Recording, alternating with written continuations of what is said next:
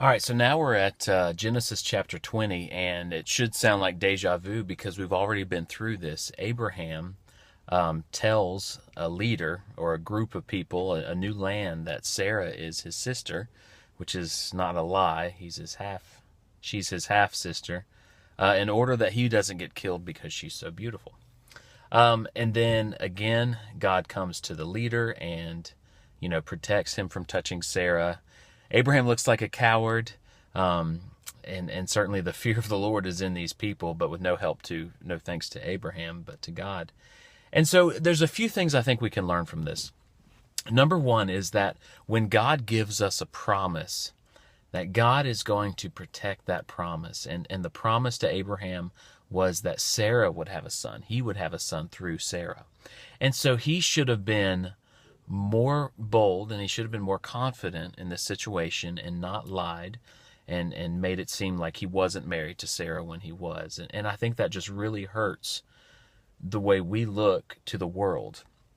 Whenever we are cowards and we lie and we try to protect ourselves and protect God's promise when God can protect it. And so I'm not sure what that might mean to you, but for me, it just means that I can just have some confidence. If God says something to me, if God made a promise, if I believe God's going to accomplish something, then I don't need to act out of fear. And we've talked before about acting out of fear, what that did to Lot's daughters, when they slept with their father because they didn't think there was anyone else in the world. And so the same situation, just don't act out of fear. You just need to realize and to constantly remind yourself that God is going to accomplish what he promised you. And it's so important for you to be in God's word and with his people so they can confirm the promises. Because some of you could be believing lies and it's not a promise from God, but a promise that you told yourself. So make sure it's God's promise and then have some boldness in it. This has just encouraged me just to have some boldness and to believe some things and to just walk in faith and not fear about what I believe God has told me. The next thing is, I think, a good picture.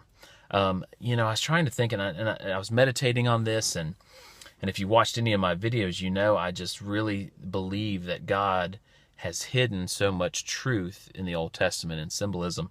And so what I see in this is that I believe Jesus had the opportunity to be fearful of saying that we belong to him when he came to this world. You know what I mean? Like, the church is the bride of Christ. Israel is the bride of God.